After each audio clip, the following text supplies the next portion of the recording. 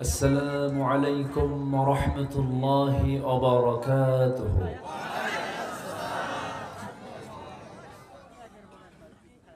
إن الحمد لله الأكرم الذي خلق الإنسان وكرم وعلمه من البيان ما لم يعلم،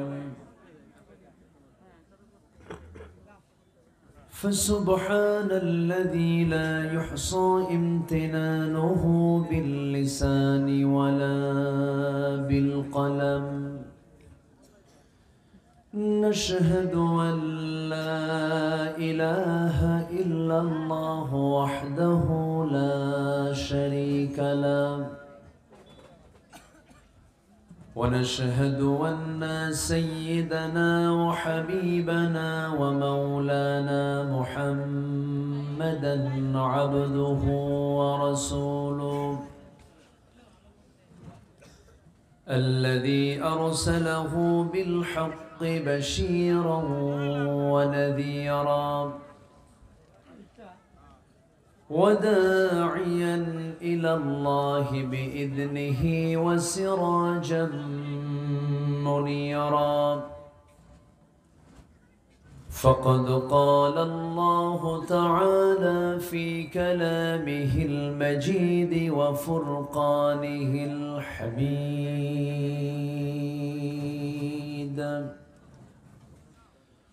أعوذ بالله من الشيطان الرجيم. بسم الله الرحمن الرحيم. إن الله وملائكته يصلون على النبي يا أيها الذين آمنوا صلوا عليه وسلموا تسليما. اللهم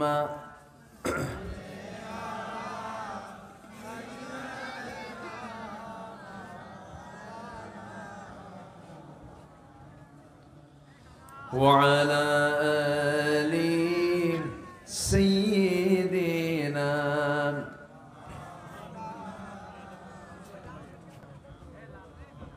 একটু মোহাম্মত দিয়ে নবীর প্রেমে মাতোয়ারা হয়ে জবান খুলে আওয়াজ দিয়ে সবাই বলুন আল্লাহুম্মা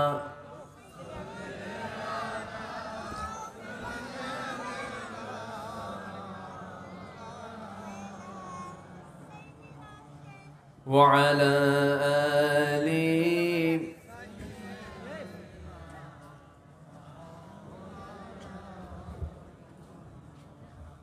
সবাই বলুন বালাগাল উলা বিকামালিহি কাশাফাত তুজা বিজামালিহি حسنت جميع خصاله سلوا سراج الملة تمهي فخر دو عالم دلبار مولاه شريف الأنبياء نسخاب كل أديان دغره بلغ العلا كشف التجى بجماله حسنت جميع خصاله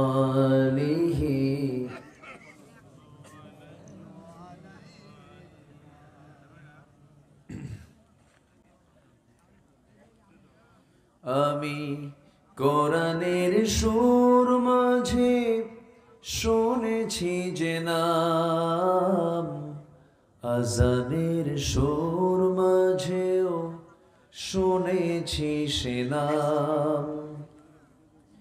ও নাম শুনেছি আমি আমার হৃদয়, হে রাসূল নবীজি তোমায়, হে রাসূল নবীজি তোমায়। সবাই বলি সাল্লাল্লাহু আলাইহি ওয়াসাল্লাম। ছিল লাগানো থাকলে কি আর মহাশূন্য থাকে? থাকে না। দুটো একসঙ্গে কি ছিল? লাগানো ছিল। সায়েন্স বলছে প্রচন্ড একটা ধাক্কার মধ্য দিয়ে এই মহাশূন্যতার সৃষ্টি হয়েছে, যার আলোচিত নাম হলো big bang theory. Big bang এই শব্দটা হলো এই থিওরির নাম। অথচ আল্লাহ রাব্বুল আলামিন এই থিওরি হালে বিজ্ঞান প্রমাণ করলো, অথচ ১৫০০ বছর আগে আল্লাহ পাক এই বিগ ব্যাং থিওরির কথা অনেক আগে কোরআনে বলে দিয়েছেন। আল্লাহ রাব্বুল আলামিন বলেন, আওয়ালাম ইয়ারাল্লাযীনা কাফারু আন্নাস সামাওয়াতি ওয়াল আরদা কানাতা রাতকান ফাফাতাকনাহুমা وجعلنا من الماء كل شيء حي। জোরে বলুন আল্লাহু আকবার। কাফেররা কি নজর দেয় না? আল্লাহ রাব্বুল আলামিন এই আকাশ এবং জমিনকে এক জায়গায় রেখেছিলেন, দুটো একসঙ্গে লাগানো ছিল। আর এরপর আল্লাহ রাব্বুল আলামিন প্রচন্ড একটা ধাক্কার মধ্য দিয়ে মহাশূন্য বানিয়ে দিয়েছেন। এখন বলুন, বিজ্ঞান কি এই থিওরি প্রমাণ করেছে না কোরআন থেকে ধার নিয়েছে? কোরআন থেকে ধার নিয়েছে। যেখানে সকল জ্ঞান শেষ, সেখানে ওহীর জ্ঞান শুরু। এটা এমন এক রবের পক্ষ থেকে নাজিল হওয়া কিতাব, যিনি এই বিস্তৃত জমিনের মালিক, বিশাল আসমানের মালিক। এমন বৃহৎ পরিচয় আল্লাহ ছাড়া পৃথিবীর কেউ দিতে পারে? আসতে বলবেন না, দিতে পারে? সেই মহান রব্বুল আলামিন আমাকে আপনাকে এই কিতাবটা দিয়েছেন, কিন্তু দুঃখ লাগে এই কিতাবকে আমরা অনেকে নামাজে মানতে চাই, রোজায় মানতে চাই, মসজিদে মানতে চাই, দান সদকায় মানতে চাই, কিন্তু রাষ্ট্রে কোরআন আসুক এটা অনেক মুসলমানও মানতে চায় না। আছে না নাই বলেন তো? আছে। আপনি কোরআনকে নামাজে মানবেন, রাষ্ট্রে মানবেন না, আপনার ঈমান এখনো আনা হয়নি। আপনাকে নতুন করে আপনাকে ঈমান আনতে হবে। সম্মানিত ভাইয়েরা, আজকে যদি কোরআনের বাস্তব চিত্র যদি সমাজে চিত্রায়িত হতো, আজকে কোরআনের চিত্র যদি রাষ্ট্রে চিত্রায়িত হতো, আজকে আমাদের চোখের সামনে এমন চিত্র দেখা লাগতো না। আমার দেশের স্বাধীনতার ৫৩ বছর চলছে আজ। এই ৫৩ বছরে দেশের দুর্নীতি, দেশের ক্রাইম, এটা কমেছে না বেড়েছে? কমছে না বাড়ছে? বাড়ছে। সম্মানিত বন্ধুগণ, সব তো দেখলাম।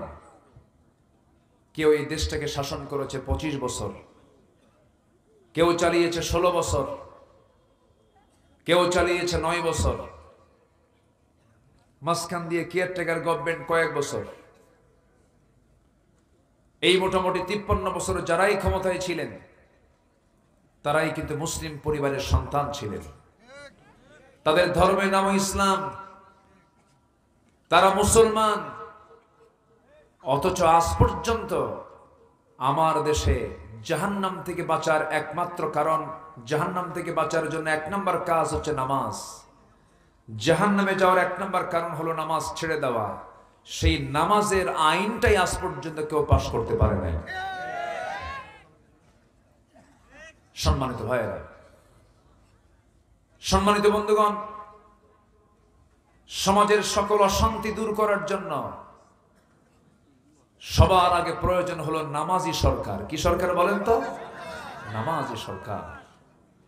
অতএব যা দেখেছি আর দেখতে চাই না, আমরা আগামীর দেশ দেখতে চাই এই কোরআনের দেশ, ইসলামের দেশ, নামাজের দেশ। ঠিক কিনা?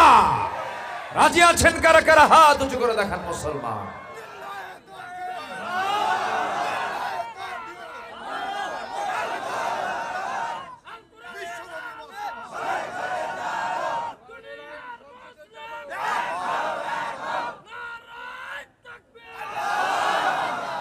আল্লাহ কবুল করুন। জোরে বলে আমিন। আরো জোরে আমিন। সম্মানিত ভাইয়েরা, সম্মানিত বন্ধুগণ, আল্লাহর কালামে কোরআনের মধ্যে কি নাই? সবই তো ছিল, কিন্তু আমরা এটাকে শুধু নামাজের মধ্যে রেখে দিয়েছি, মসজিদ মাদ্রাসার মধ্যে রেখে দিয়েছি, খানকার মধ্যে রেখে দিয়েছি। কিন্তু কোরআন দিয়ে কি ক্যান্টনমেন্ট চলতে পারে না? কোরআন দিয়ে কি প্রশাসন চলতে পারে না? কোরআন দিয়ে কি আদালত চলতে পারে না? কোরআন দিয়ে বঙ্গভবন, গণভবন, সংসদ ভবন কি চলতে পারে না? যখনই আমরা এই জাতীয় কথা বলতে যাই তখন বলে, হুজুর আপনি রাজনীতি শুরু করলেন কেন? যারা বলবে ইসলামে রাজনীতি নেই, তাকে নতুন করে ঈমান আনতে হবে। সম্মানিত ভাইয়েরা, অনেক কথা আছে, আস্তে আস্তে করে বলি। আমাকে সময় দিচ্ছেন তো নাকি?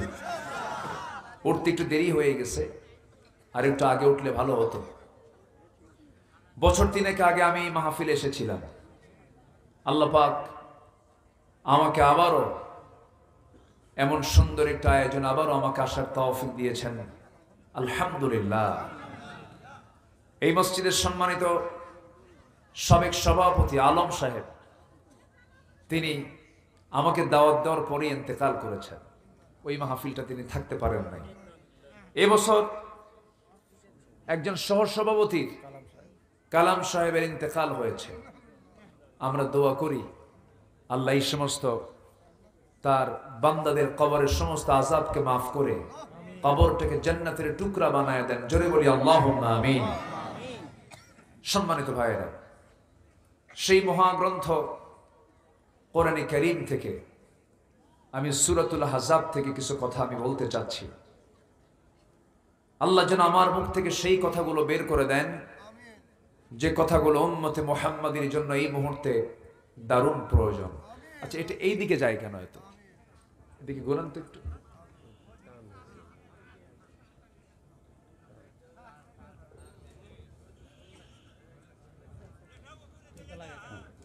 উঠায় দেয়।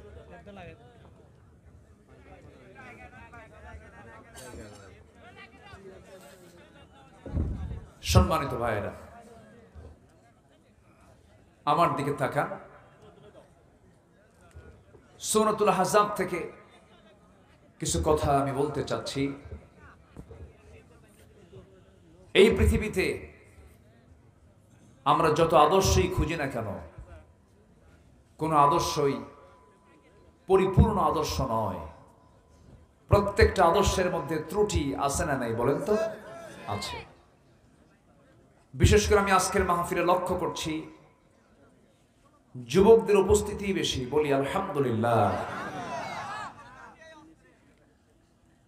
যুবকদের নিয়ে ওয়াজ করব, বুড়া মানুষ বাদ।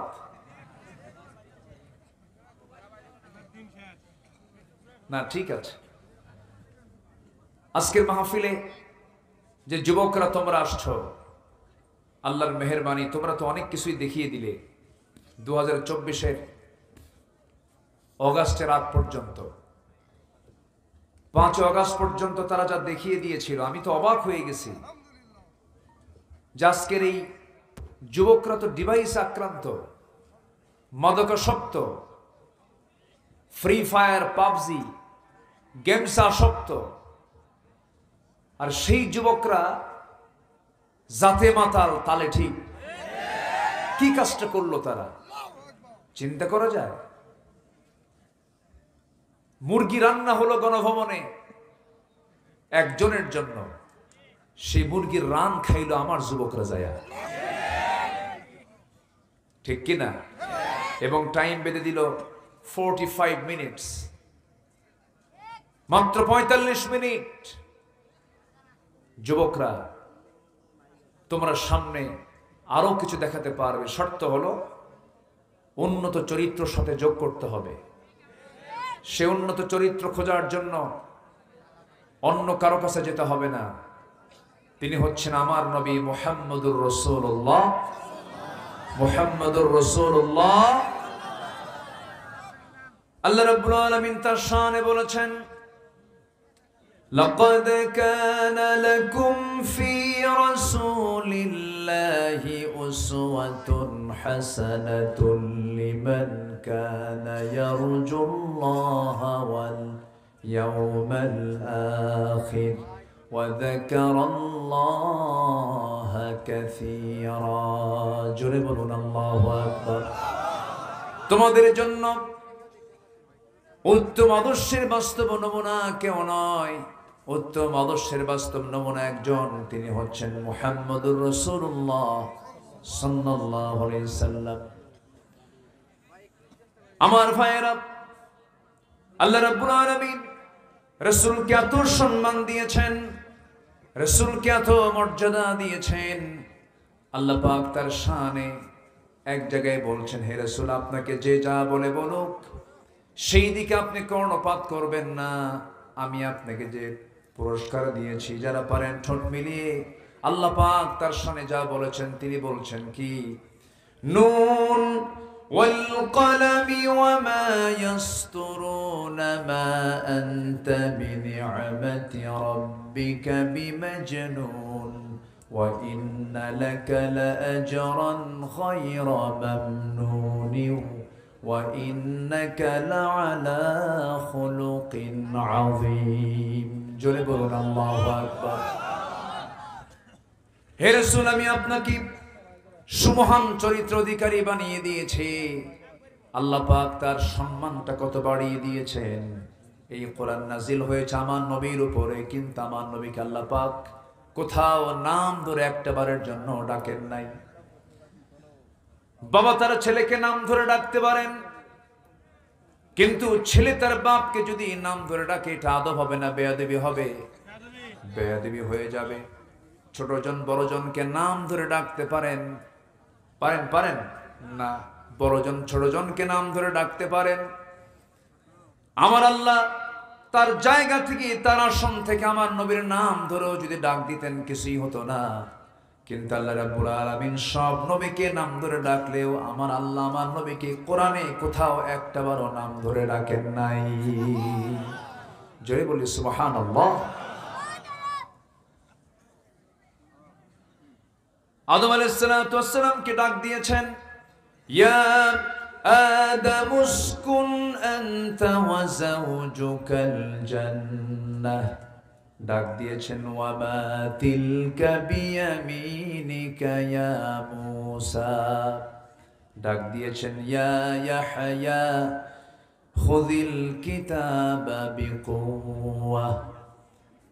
সব নবীকে আল্লাহ রাব্বুল আলামিন হরফে নিদা প্রয়োগ করে ডাক দিয়েছেন, কিন্তু আমার নবীর নাম যেখানে নিয়েছেন সেই জায়গায় আল্লাহ পাক গুণবাচক শব্দ প্রয়োগ করেছেন, মুহাম্মাদুর রাসূলুল্লাহ والذين معه أشداء على الكفار رحماء بينهم تراهم ركعا سجدا يبتغون فضلا من الله ورضوانا। জোরে বলুন আল্লাহু আকবার। আমার বন্ধুগণ, আরেক জায়গায় বলছেন, وما محمد إلا رسول قد خلت من قبله الرسل। আর এই জায়গায় ডাক দিচ্ছেন, ইয়া আইয়ুহাল মুযাম্মিল কুমিল লাইলা ইল্লা কালিলা নিসফাহু আও ইনকুস মিনহু কালিলা। আরেক জায়গায় ডাক দিচ্ছেন ইয়া আইয়ুহাল মুদ্দাথির কুম ফাআনযির ওয়া রাব্বাকা ফাকাব্বির। কোথাও আল্লাহ রাব্বুল আলামিন আমার নবীর শানে নাম প্রয়োগ করে ডাক দিলেন না। এই জায়গায় যেখান থেকে আমি আলোচনা করতে চাচ্ছি সেখানে আল্লাহ রাব্বুল আলামিন তার রাসূলকে ডাক দিচ্ছেন ইয়া আইয়ুহান নাবিয়্যু ইন্না আরসালনাকা শাহিদা ওয়া মুবাশশিরান ওয়া নাযীরান ওয়া দা'iয়ান ইলাল্লাহি বিইذনিহি ওয়া সিরাজাম মুনীরা। জোরে বলুন আল্লাহু আকবার।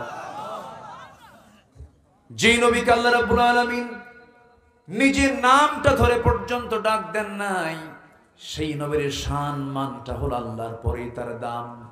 অথচ সেই নবীকে বিগত 16 বছর যারা ক্ষমতার মসনদে ছিল তাদের সময় এই দেশে ডজন ডজন নাস্তিক রাসূলকে পর্যন্ত গালি দিয়েছে, তাদের কোনো বিচার বাংলার জমিনে হয় নাই। ওরা 16 বছর আমাদের গণনা করেছে। কি ব্যাপার, এখানে কি হলো?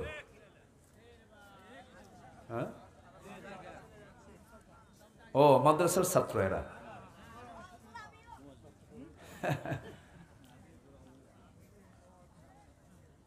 শিক্ষক মনে হয় ইঙ্গিত দিয়েছে না? শিক্ষকের ইঙ্গিত যদি একবার পায় ওরা কিয়ামত হলেও মানবে না কাউরে। এটা হচ্ছে মাদ্রাসার শৃঙ্খলা। শিক্ষক শুধু একটা চোখ নাড়া দেবে, কোনো উপায় নাই। এই শৃঙ্খলা মাদ্রাসার আছে না নাই বলেন তো? মাদ্রাসার আছে, কিন্তু আপনি এই পরিবেশটা কিন্তু স্কুল কলেজে পাবেন না। ভার্সিটিতে ছাত্র শিক্ষককে পিটায় না শিক্ষক ছাত্রকে পিটায়? ভার্সিটিগুলোতে কি ছাত্র শিক্ষককে পিটায়। কিন্তু আপনি মাদ্রাসায় কোথাও পাবেন না এমন চিত্র। কারণ মাদ্রাসায় যে শিক্ষা হয় এই শিক্ষার মূল বাহনটা কি বলুন তো? কোরআন। কোরআন থাকবে যেখানে রহমত আছে না নেই বলেন তো? আছে। সম্মানিত ভাইয়েরা, যাই হোক ওরা চলে গিয়েছে, ওদের আবার শেষ রাত্রে উঠতে হবে। যদি হেফজ মাদ্রাসা হয় তাহলে তারা আবার শেষ রাত্রে উঠবে।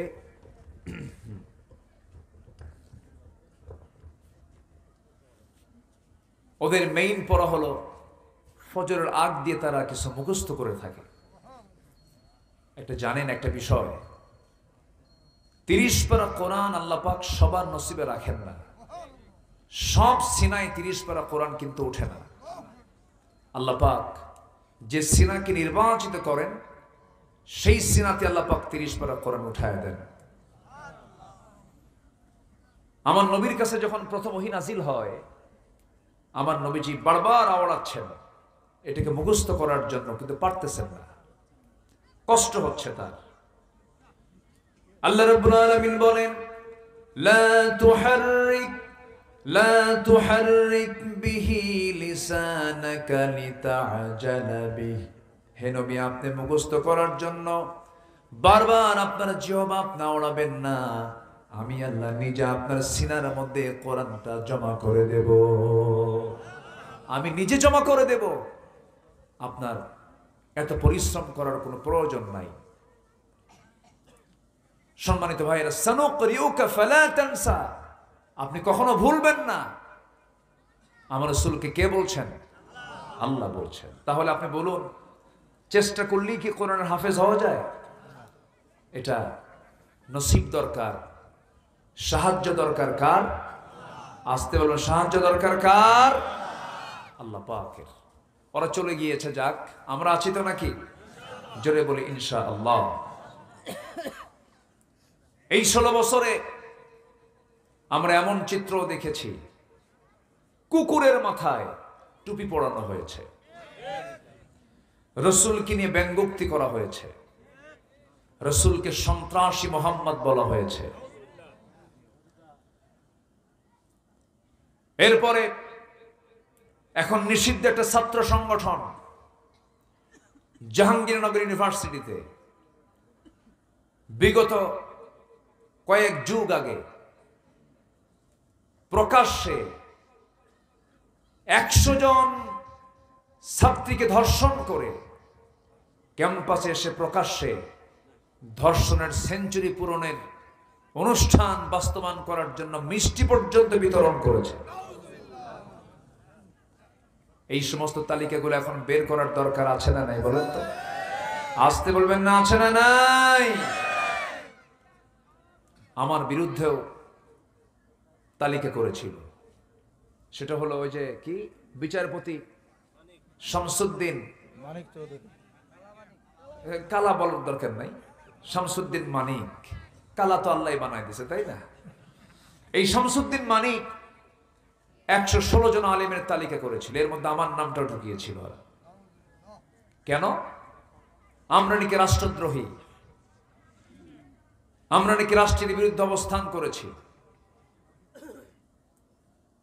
সম্মানিত বন্ধুগণ, 2 বছরও পার হয়নি, সেই তালিকা 2 বছর অতিক্রম করেনি। সেই শামসুদ্দিন কালা মানিক আজকে কোথায়? পালানোর জন্য সিলেট অঞ্চলকে চুজ করলো।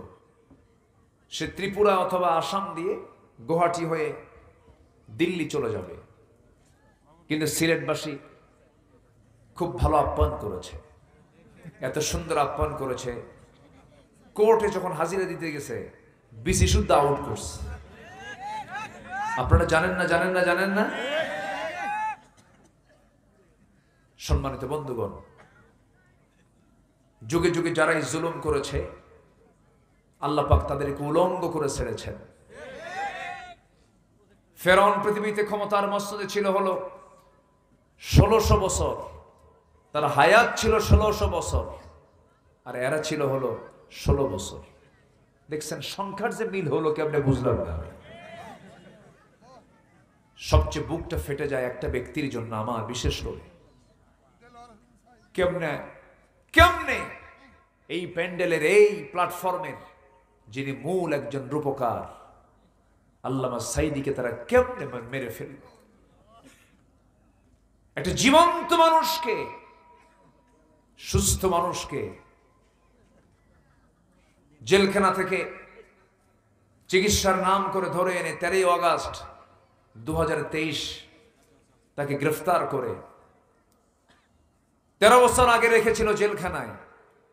সেখান থেকে ধরে টেনে নিয়ে চলে গেল চিকিৎসার নাম করে হসপিটালে।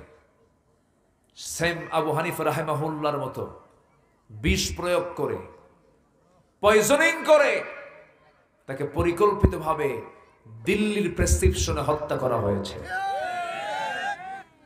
আমাদের দাবি এই তাফসীর মাহফিলের প্ল্যাটফর্ম থেকে এটাই জানাতে চাই, এই জীবন্ত কিংবদন্তি আল্লামা সাইদ রাহিমাহুল্লাহর হত্যার সঙ্গে যারাই জড়িত তাদেরকে প্রকাশ্যে ধরে চূড়ান্ত শাস্তি নিশ্চিত করা হোক। রাজি আছেন কারা কারা? হাত উঁচু করে দেখান মুসলমান।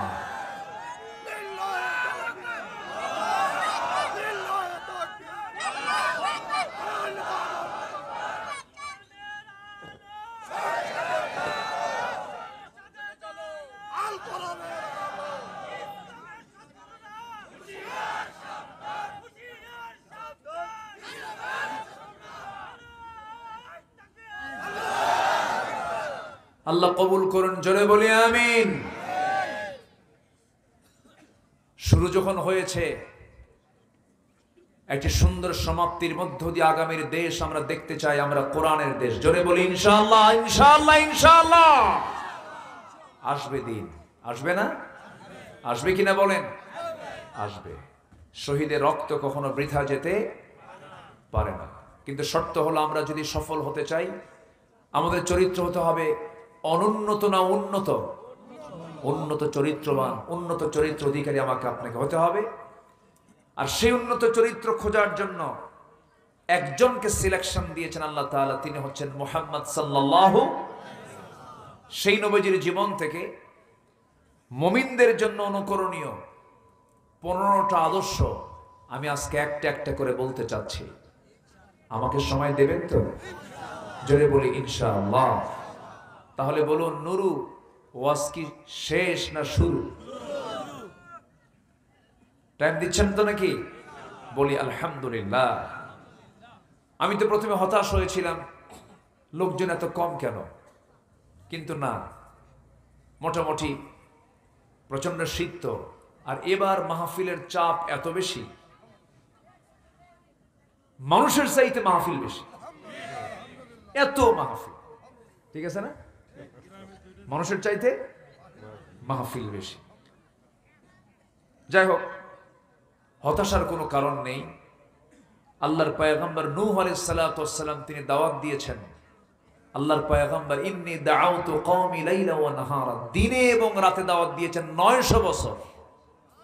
কত বছর? ইসলাম কবুল করছে 80 থেকে 90 জন। তার দাওয়াত কি ব্যর্থ ছিল? না। আমার আপনার কাজ হলো আল্লাহর দেওয়া হুকুম বাস্তবায়ন করা। সফলতা ব্যর্থতা এটা আমার দেখার দরকার নাই। পুরস্কার দিবেন কে? আস্তে পুরস্কার দিবেন কে? আল্লাহ তাআলা। বসুন, আমরা নবীজির যদি এই 15টা আদর্শ যদি আজকে শিখে যেতে পারি, আমলের নিয়তে যদি শুনে যদি বাস্তবায়ন করি, এই 15টা আদর্শই আমাকে জান্নাতের দরজায় পৌঁছায় দেবে। জোরে বলি সুবহানাল্লাহ। নাম্বার 1, আমরা দাওয়াত দেব মানুষকে কার পথে? আসতে বলবেন না, কার পথে? আল্লাহর পথে। বোকার সাথে না প্রজ্ঞার সাথে? বোকামির সাথে না প্রজ্ঞার সাথে? প্রজ্ঞার সাথে। আমার নবীজির 1 নম্বর আদর্শ হলো তিনি একজন দাঈ ছিলেন। আমরাও দায়ী হয়ে যাব, মানুষকে আল্লাহর পথে দাওয়াত দেব। আল্লাহ রাব্বুল আলামিন তার শানে বলছেন, উদউ ইলা সাবিলি রাব্বিকা বিল হিকমাতি ওয়াল মাউইযাতিল হাসানাহ ওয়াজাদিলহুম বিল্লাতী হিয়া আহসান ইন্না রাব্বাকা হুয়া আ'লামু বিমান দাল্লা আন সাবিলিহি وهو أعلم بالمهتدين। জোরে বলুন আল্লাহু আকবার। হে রাসূল, আপনি দাওয়াত দিন মানুষকে কার পথে? আল্লাহর পথে, প্রজ্ঞার সাথে, উত্তম নসিহতের মধ্য দিয়ে। অধিকাংশ মাহফিল আমি লক্ষ্য করে দেখি শুধু চিল্লা চিল্লি হয়। এরকম কিছু মাহফিল আছে না নাই বলেন তো? আছে। সে তো চলেই গেছে, সে তো আর নাই। এখন যিনি পালায়ে গেলেন তার দলের লোকজন আমার দেশে এখন আছে না নাই? উনি চলে গেছেন, কিন্তু তার লোকজন তো আছে। আমি তাদেরকে একটু আহ্বান করব, আমি তাদেরকে একটু বলতে চাই, বাম চিন্তা মাথা থেকে ঝেড়ে ফেলে দেন, বাম দল বাদ দিয়ে দেন। যে দল ইসলাম চায় না, যে দল কোরআন আইন চালু হোক এটা চায় না, যেই দলটা ইসলামী দল নয়, কোরআনকে প্রশ্ন করুন সেই দল করা যাবে কিনা? কোরআনকে বলবে করা যাবে? যাবে? করা যাবে? যাবে না। বাদ দিয়ে দেন, ফিরে আসেন, জান্নাতের দিকে আসুন। আমরা জান্নাতের দিকে দৌড়াই। যে কোনো মুহূর্তে তো মরে যাব, আমিও যাব, আপনিও যাবেন। আমার মতো বয়সী, আমার বয়সের কত কত মানুষ দুনিয়া থেকে বিদায় নিয়েছেন। এখন তো পরে আর মরে, সময়ও লাগে না, পরে আর মরে। মানে আমরা মুরগি খাই, যেগুলো মুরগি খাই না, ওই মুরগিগুলো তো পরে আর মরে। ক্লিনিকে যাওয়ার সময় নাই। সেই দিন আমার এক বন্ধু, একসঙ্গে পড়াশোনা করেছি, খুব সুন্দর কণ্ঠ ছিল। সে পরে আর্মিতে চাকরি নিল, আর্মিতে জয়েন করে চাকরি করতেছিল, বাড়ি দুপচাচিয়া। আমি অনেকদিন পর হঠাৎ করে তার কথা মনে হলো, ভাবলাম একটু সালাম দিই, একটু যোগাযোগ করি। ফোন দিলাম, ফোন দিয়ে দেখি রিসিভ করে একজন মহিলার কণ্ঠ। সালামের জবাব নিল। বললাম, আপনি কে? আমি জিয়াকে চাচ্ছিলাম। উনি হঠাৎ করে কেঁদে ফেলে বলছে, আমি তার স্ত্রী। বলছে, সে তো নাই, সে তো মরে গেছে। এটাই তো পৃথিবীর আসল নিউজ। এমন কোন দিন নাই যে দিনটা আমার কানে এমন নিউজ আসে না। আসে কিনা বলেন? আসে। সবাই আমরা দুনিয়া থেকে বিদায় নিয়ে নেব। কেউ আমরা দুনিয়াতে বাঁচার জন্য আসি নাই, সব দুনিয়া থেকে বিদায় নিয়ে নেব। কিন্তু আল্লাহ বলছেন, বান্দারে তুমি আমার কাছে যদি আসতেই চাও, আসতেই তো হবে আমার কাছে। তোমার নেক আমলনামা নিয়ে আসো, ডান হাতের আমলনামা নিয়ে আসো, ইসলামী দল করে আসো, কোরআন সুন্নাহর বিধিবিধান মেনে নিয়ে আসো। তোমার মাথা থেকে পা পর্যন্ত তোমার সকল কাজ কর্ম সব নবীর সুন্নাহ তরিকা মতো করে আসো। কোনো চিন্তা নাই, আমি আল্লাহ তোমার ব্যাপারে জানায়া দিচ্ছি। ইয়া আইয়াতুহান নাফসুল মুতমাইন্নাতু ইরজিই ইলা রাব্বিকি রাদিয়াতাম মারদিয়াহ ফাদখুলি ফি ইবাদি ওয়াদখুলি জান্নাতি। জোরে বলুন আল্লাহু আকবার। আমার বান্দা হয়ে যাও, আমার অনুগত বান্দা হয়ে আমার জান্নাতে প্রবেশ করো, তোমাকে কেউ বাধা দেবে না। শর্ত হলো সারেন্ডার করতে হবে কার কাছে? আসতে হলো সারেন্ডার করতে হবে কার কাছে? আল্লাহর কাছে। দুঃখ লাগে, আজকে 53 বছর দেশ স্বাধীন হয়েছে, কত সরকার আসলো গেল, আমার দেশে মানুষ মুসলমান মাত্র 5% নামাজ পড়ে। কয় পার্সেন্ট? 5%। বাকি 95% মুসলমানের নামাজের খবরই নাই। আর এত বিড়ি খায় জাতি। রাগ করতেছেন নাকি আপনারা? হুজুর আপনি ওয়াজ করেন, আমার বিড়ি কথা কন কেন? এরকম ভাবতেছেন কি না? আবার মাহফিল এসে বলে কি জানেন, হুজুর বিড়ি খাওয়া কি জায়েজ আছে?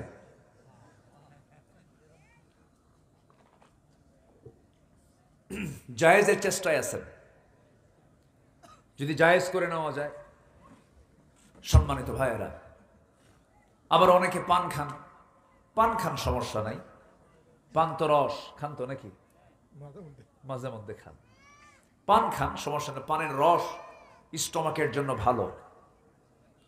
কিন্তু পানের সাথে আবার হাকিমপুরি রহমতুল্লাহ আলাইহি কেন? এখানে কথা আছে, এই জায়গায় প্রবলেম আছে। সম্মানিত ভাইয়েরা, কোন নেশার জগতে আমরা যাব না। জোরে বলি ইনশাআল্লাহ। এই মুখটা পরিচ্ছন্ন রাখবো। আমার নবীজির সর্বশেষ আমল ছিল, আমার নবীজির ব্যবহারিক আমল ছিল হলো মিসওয়াক করা। কি করা বলেন তো? মিসওয়াক করা। আর সর্বশেষ ওসিয়ত ছিল হলো, সর্বশেষ কথা ছিল হলো নামাজ। বলেন সর্বশেষ কথা কি ছিল? নামাজ। আমার যারা আলোচনা শোনেন, আমি এই বিষয়টা খুব বেশি বলার চেষ্টা করি। আমি আপনি কেউ থাকবো না, দুনিয়া থেকে আমিও চলে যাব, আপনিও চলে যাবেন। কেউ বাঁচার জন্য আসি নাই। এই দুনিয়ার মায়া মমতা একদিন সব মাইনাস হয়ে যাবে। কলিজার টুকরা সন্তানের জ্বর হলে পরে গোটা রাত ঘুম হয় না, পেরেশানি কাজ করে। কিন্তু আপনি দুনিয়া থেকে বিদায় নিয়ে নেন এখনই, ওই সন্তানটা 3 দিন 5 দিন 7 দিন কান্নাকাটি করবে, এরপরে আপনাকে ভুলে যাবে। যুবক, তুমি নতুন বিয়ে করেছ, নতুন বউ তোমার ঘরে, 2 বছর সংসার করেছ, নতুন ফুটফুটে একটা বাচ্চা হয়ে গেছে। হঠাৎ করে তুমি একদিন রোডে হুন্ডা চালাতে নিয়ে খাদে পড়ে তোমার মৃত্যু হয়ে গেল। তোমার বউয়ের কানে সংবাদ চলে গেল। বউ তোমার শোকে কাঁদতে কাঁদতে সেন্সলেস হয়ে পড়লো। 2-3 দিন খেতে পারলো না। 7 দিন চলে গেল, খাওয়া বন্ধ হয়ে আছে। 14 দিনের মাথায় খাওয়া দাওয়া সব স্বাভাবিক হয়ে যাবে, ঘুমটুম সব স্বাভাবিক হয়ে যাবে। মাসখানেক পর চেহারায় হাসি আসবে। মাস 3 পর আরো স্বাভাবিক হয়ে যাবে। তোমার শ্বশুর বাড়ির লোকজন তোমার সেই আদরের বউটাকে নিয়ে চলে যাবে তার বাড়িতে। 4 মাস 10 দিন পার হয়ে যাবে। শোকের সময়গুলো পার হয়ে যাওয়ার পর 6 মাস 7 মাস পরে তোমার শ্বশুর শাশুড়ি তোমার সেই বউটাকে একটু বোঝায় শোনায় জোর করে অন্যত্র বিয়ে পর্যন্ত দিয়ে দেবে। অন্যের ঘরের স্ত্রী হয়ে চলে যাওয়ার পর তোমার সেই বউটাই পরের দিন ফোন দিয়ে তার আব্বা আম্মাকে বলবে, আব্বা তোমরা আমার ব্যাপারে যে সিদ্ধান্ত নিয়েছো বিয়ের বিষয়ে খুব ভালো করেছো, কারণ আমার আগের স্বামীর চাইতে এই স্বামীটা আরো ভালো। এটাই হলো দুনিয়া। আপনি আজকে মরে যান, সন্তানগুলো সম্পদ নিয়ে কাড়াকাড়ি শুরু করে দেবে। কেউ আমার আপন নয়। কে বলেছে আমার বাপ আপন? বাপও আমার আপন নয়। কে বলেছে মা আপন? মা আমার আপন নয়। কে বলেছে ছেলে আপন? সেও আমার আপন নয়। কে বলেছে আমার স্ত্রী আপন? সে আমার আপন নয়।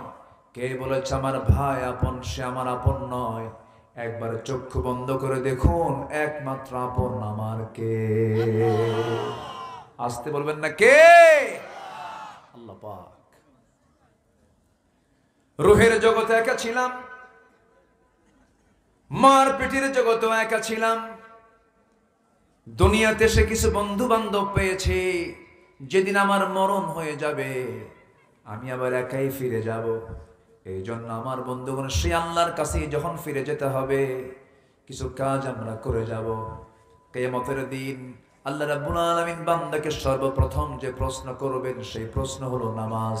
সেই প্রশ্ন কি বলুন? নামাজ। নামাজি মানুষ কখনো নেশাখোর হতে পারে না। নামাজি কখনো মিথ্যুক হতে পারে না। নামাজি কখনো ওয়াদা খেলাফ করতে পারে না। নামাজি কখনো অন্যের সম্পদ লুণ্ঠন করতে পারে না। যে নামাজি হবে সেই নামাজের চরিত্র হবে জান্নাতি চরিত্র। তার মাধ্যম দিয়ে তার দ্বারা কোনোদিন গুনাহ কবিরা নামক কোনো গুনাহ হতে পারে না। কিন্তু আমার দেশে সুদখোর নামাজিও আছে না নাই? সুদও খায়, নামাজও পড়ে। আমি কি কথা বলবো? আমি কি আলোচনা চালিয়ে যাব? জোরে বলি ইনশাআল্লাহ। আমার নবীজির 1 নম্বর দাওয়াত ছিল হলো 1 নম্বর কাজ ছিল হলো দাওয়াত দেওয়া। সে দাওয়াতটা দিয়েছেন আমার নবীজি আগে ভিতরে না বাহিরে? বলেন তো, আগে পরিবারে না আগে সমাজে? আগে পরিবারে দিয়েছেন। কু আনফুসাকুম ওয়া আহলিকুম নারা, নিজে বাঁচো, তোমার পরিবারকে জাহান্নাম থেকে বাঁচাও। আমার বন্ধুগণ, নবীজির জন্ম যে সমাজে হয়েছিল সেই সমাজটা ছিল ঘুরে ধরা সমাজ। এত জঘন্য মানুষ ছিল সেই সমাজের মানুষগুলো, এত নিম্নমানের ছিল, নিজের মাকে পর্যন্ত বিয়ে করত। নিজের মা, বাবা সৎমাকে তালাক দিয়েছে, পরের দিন ছেলে সৎমাকে ঘরে আনছে। এত নোংরা ছিল একটা জাতি। কাবা শরীফ তোয়াফ করা হয়, এখন হাজিরা তোয়াফ করেন। সেই কাবাকে সামনে রেখে এই কুরাইশরা, এই আরবরা উলঙ্গ হয়ে সবাই মিলে একসঙ্গে তোয়াফ করত। ভাঙ্গা পাতিলকে কেন্দ্র করে যুগের পর যুগ তারা যুদ্ধ লাগিয়ে রাখত। শততা বিভক্ত একটা জাতিকে একটা সুতার কাঠিতে আবদ্ধ করেছেন। কিচ্ছু অন্য কোনো তন্ত্র মন্ত্র দিয়ে নয়, একমাত্র কি দিয়া? কোরআন দিয়ে, কোরআন দিয়ে, ইসলাম দিয়ে। আমার নবীজি সেই যুগে জন্ম নিয়েছেন যে যুগে একটা নারীর কোনো মূল্যায়ন ছিল না। মেয়ে সন্তান জন্ম হয়েছে জীবন্ত পুঁতে হত্যা করত। সেই যুগে আমার নবীজি ঘোষণা করলেন তার মুখ দিয়ে, যার ঘরে 3টা মেয়ে আছে তার জন্য 3টা পৃথক জান্নাত। জোরে বলি সুবহানাল্লাহ। আপনাদের দোয়া আল্লাহ পাক আমাকে 4টা মেয়ে দিয়েছেন। কেউ তো জোরে আলহামদুলিল্লাহ বললেন। বিয়ে কি আপনি দিবেন? তো টেনশন তো আমারই। এটা জোরে বলেন না আলহামদুলিল্লাহ। এটা বলার কারণ আছে। মেয়ে সন্তান হলে পরে অনেকে মন খারাপ করে। বারবার মেয়ে যদি হয় তখন স্বামী কয় তার বউরে, তোর পেট আসলেই পচা। আছেন এরকম, আছেন? মনক্ষুণ্ণ হওয়া যাবে না। আমার নবী যে বিশ্বের সেরা মানুষ, ছেলেদের বাপ না মেয়েদের বাপ? মাথায় রাখতে হবে। আমার নবীর সামনে এক সাহাবী কান্দে, চোখে পানি। রাসূল বলেন, সাহাবী তুমি চোখে পানি কেন? তুমি ইসলাম গ্রহণ করে কি ঠকছো নাকি? এই কয়েকদিন হলে শুধু কাঁদতো। দিন গ্রহণ তো আনন্দের বিষয়, তুমি কাঁদতেছো কেন? তোমার তো সব গুনাহ মাফ হয়ে গেছে। সাহাবী আরো কান্দেন। রাসূল বলছেন, ও সাহাবী তুমি কাঁদতেছো কেন? কি হয়েছে ভালো করে বলো, খুলে বলো তো তোমার কি হয়েছে। নবীর সামনে হাঁটু গেড়ে দিয়ে বসে গেলেন। সুস্থির চেহারার অধিকারী সেই সাহাবী রাসূলকে সামনে বসায়া বলেন, হুজুর আপনি আমাকে বারবার বলছেন সমস্ত গুনাহগুলো মাফ হয়ে গেছে, কিন্তু আমার মনে হয় সব গুনাহগুলো মাফ হলেও একটা গুনাহ বুঝি আমার মাফ হয় নাই। কি করেছো বলো হুজুর? জাহেলি সমাজের কারণে, সেই সমাজের পরিস্থিতির কারণে আমি আমার নিজের কন্যা সন্তানকে নিজের হাতে খুন করেছি। আমার মনে হয় এই গুনাহটা আল্লাহ পাক আমার মাফ করেন নাই। রাসূল বলেন, সাহাবীরা তুমি কেমন করে খুন করেছো আমাকে বলো তো। সামনে বসে গেলেন। আমার নবীজি লম্বা সময় ধরে তার কথাগুলো শুনলেন। ওই সাহাবী বলছেন, ইয়া রাসূলুল্লাহ, সন্তান যখন আমার স্ত্রীর গর্ভে চলে এলো, 6 মাস যখন পূরণ হলো, বউটাকে বললাম যাও মার বাড়িতে চলে যাও, সন্তান ডেলিভারি হয়ে আসো। ছেলের সন্তান যদি হয় সন্তানটা কোলে করে নিয়ে আসবে, মেয়ে সন্তান হলে কোনো কথা নাই। আমি আগেই তোমাকে ফরমান জারি করে দিলাম, তাকে জীবন্ত পুঁতে তাকে হত্যা করে এরপরে তুমি আমার কাছে আসবে। হুজুর বউটাকে পাঠিয়ে দিলাম। সন্তান ডেলিভারি হলো, সন্তানটা মেয়ে হয়েছে, কিন্তু আমাকে বলা হলো মৃত হয়েছে। আমার চোখের আড়ালে সন্তানটাকে অন্যের বাড়িতে বড় করে ধীরে ধীরে যখন 6 বছর হয়ে গেছে, এর মাঝে একটা দিন আমার চোখের সামনে পড়ো নাই হুজুর। হঠাৎ করে আমার চোখের সামনে একদিন সন্তানটা পড়ে গেল। চট করে হাত ধরলাম, আমার মতো চোখ, আমার মতো নাক, আমার মতো কান, আমার মতো কপাল, আমার মতো চেহারা, সোজা ধরে এনে বউয়ের সামনে হাজির করে বললাম, সন্তানটা কার? আমার বউ কাঁপতে কাঁপতে বলছে, সন্তানের তত্ত্ব কতক্ষণ গোপন করব? এই সন্তানটা 6 বছর পূর্বে আমাদের ওরস থেকে এসেছে। আমি শুধু শুনলাম হুজুর, কিন্তু আমি ভিতরে ভিতরে চরম খেপে গেলাম। ঠান্ডা মাথায় খুনি বনে গেলাম, সন্তানটাকে কেমন করে মেরে ফেলবো। অভিনয়ের পালা শুরু করে দিলাম। সন্তানটাকে কোলের মধ্যে নিয়ে আদর করে চুমু দিয়া তাকে আমার কাছে ঢুকায় নিলাম। ও হৃদয়ের মধ্যে আমি ঢুকে গেলাম। এক পর্যায়ে মেয়েটা বলছে, মা আমার এই আদরের বাবার সঙ্গে তুমি কেন পরিচয় করে দাও না? আমার বাপ তো অনেক ভালো মানুষ। পরের দিন সকালবেলা ওই মেয়েটাকে বললাম, মা তোমাকে নানির বাড়িতে নিয়ে যাব। দারুণ খুশি হলো, আনন্দে আত্মহারা হয়ে আমাকে জড়িয়ে ধরে আমাকে চুমু খেয়ে বলে, বাবা চলো নানির বাড়িতে আমি যাব। ওকে সঙ্গে করে নিয়ে রওনা দিলাম। হুজুর নানির বাড়ির দিকে না গিয়ে আমি জঙ্গলের দিকে রওনা করলাম। জঙ্গলটা দেখে আমার মেয়েটার মুখ ছোট হয়ে গেল। আমার মেয়েটা বারবার বলছে, বাবা তুমি ওই জঙ্গলের দিকে কেন যাও? কি হয়েছে তোমার? কিচ্ছু বললাম না। জঙ্গলটা পার হয়ে গেলাম, হাতে কোদাল নিলাম, গর্ত খনন শুরু করে দিলাম। আমার মেয়েটার মুখ আরো ছোট হয়ে গেল। বাবা গর্ত খনন কেন করছো? কোনো জবাব দিলাম না। যখন আমি কোদাল দিয়ে যখন গর্ত খনন করি, ছিটকে এসে কিছু মাটি দাড়ির মধ্যে লেগে যায়, আর আমার সেই মেয়েটা 5 আঙ্গুল দিয়ে খিলাল করে করে সেই মাটিগুলো সরায়া দেয়। আমার মেয়েটা, হুজুর আমার শরীর থেকে ঘাম ঝরতেছিল। গামছা দিয়ে আমার মেয়েটা সেই ঘামগুলো ঝরে দেয়, সুন্দর করে মুছে দিয়ে বলে, বাবা গর্ত খনন কেন করছো? আমাকে কিছু বলো। বাবা কিচ্ছু বললাম না। গর্ত খনন যখন শেষ হয়ে গেল, পিছন দিকে চলে এলাম, আর আমার মেয়েটাকে বললাম, মা দেখো তো গর্ত খনন কেমন হয়েছে। আমার মেয়েটা সরল মনে গর্তের কাছাকাছি চলে গেছে। উকি মেরে যখন দেখতে নিল, আমি পিছন দিকে আসলাম, চোখ বন্ধ করে পিছন দিকে সজোরে একটা ধাক্কা মারলাম। এক ধাক্কায় সন্তানটা গর্তের মধ্যে উপুর হয়ে পড়ে গেল। চট করে চিত হয়ে 2টা হাত এক জায়গায় করে বলছে, বাবা বুঝতে পেরেছি মার কথাই সত্য হয়ে গেছে, মার কথাটাই বাস্তব হয়ে গেছে। তুমি আজকে আমাকে হত্যা করার জন্য এই জায়গায় এনেছো বাবা। আমি এটাও জানতে পেরেছি তুমি আমাকে কেন হত্যা করার পরিকল্পনা করেছো। নারীর সন্তান হয়ে পৃথিবীতে জন্ম নেওয়া যদি আমার অপরাধ হয়ে থাকে বাবা, আল্লাহর কসম করে বলি, এই যে তোমার চেহারা আজকে দেখাইছি, মৃত্যু আর কোনোদিন দ্বিতীয়বার দেখাবো না, প্রয়োজনে ভিক্ষা করে খাবো বাবা, আমাকে আজকে প্রাণে বাঁচায় দাও। হুজুর, ভিতরে দয়ার ভাব হলো না, ভিতরে মায়া কাজ করলো না। শিরকিয়াতের কারণে, জিহালাতের কারণে হাতের মধ্যে আমি বড় একটা পাথর নিলাম, পাথর নিয়ে আমি সোজা তার কলেজা বরাবর মেরে দিলাম। ফিনকি দিয়ে রক্ত বের হওয়া শুরু হয়ে গেছে। আমি আমার চোখের সামনে মাটি চাপা দিয়া, পাথর চাপা দিয়া জনমের মতো দুনিয়া থেকে বিদায় করে দিলাম। ফিরে আসলাম বাড়ির দিকে। দিন গ্রহণের আগ পর্যন্ত তেমন কিছু মনে হয় নাই, কিন্তু এই যে 6-7 দিন যাবত আমি দিন গ্রহণ করার পর থেকে রাতের বেলা বিছানায় ঘুমাতে গেলে আমাকে যেন আমার মেয়েটা বারবার ডাকতেছে, এটা আমার মনে হয়। আমার দারুণ কষ্ট হচ্ছে। সঙ্গে সঙ্গে রাসূল সাহাবীকে জড়িয়ে ধরে বলছেন, ও আমার সাহাবী, তুমি যে ভুলটা করেছো মারাত্মক ভুল হলেও দিন গ্রহণ করার কারণে এই গুনাহটাও আল্লাহ রাব্বুল আলামিন তোমার জীবন থেকে সাফ করে দিয়েছে। জোরে বলি সুবহানাল্লাহ, আরো জোরে বলি সুবহানাল্লাহ। সেই একটা অসভ্য সমাজ থেকে আমার নবীজি দাওয়াতি কাজের মধ্য দিয়ে দাওয়াত দিয়েছেন। কি দিয়া? আস্তর কি দিয়ে দাওয়াত দিয়েছেন? কোরআন দিয়ে দাওয়াত দিয়েছেন।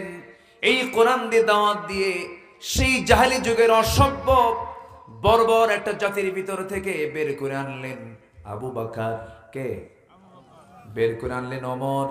বের করে আনলেন ওসমান। বের করে আনলেন আলীর মতো মানুষ, জাফর আবু তালহার মতো মানুষ। এমন শ্রেষ্ঠ মানুষ আর কিয়ামত পর্যন্ত পৃথিবীতে আসবে না। এই সমস্ত মানুষগুলো ওই জাহেলি সমাজ থেকে বের করে এনেছেন কোন জাদু মন্ত্র দিয়ে নয়। কিসের দাওয়াত দিয়া? কিসের দাওয়াত দিয়া? কোরআনের দাওয়াত দিয়ে। সে কোরআন আজও আছে না নাই? আমরা দাওয়াত দেব মানুষকে কি দিয়া? কি দিয়া? কোরআন দিয়ে দাওয়াত দেব। আমার বন্ধুগণ, নবীজি এই দাওয়াত দিলেন। প্রথম হলো ঘরের বা মানুষকে।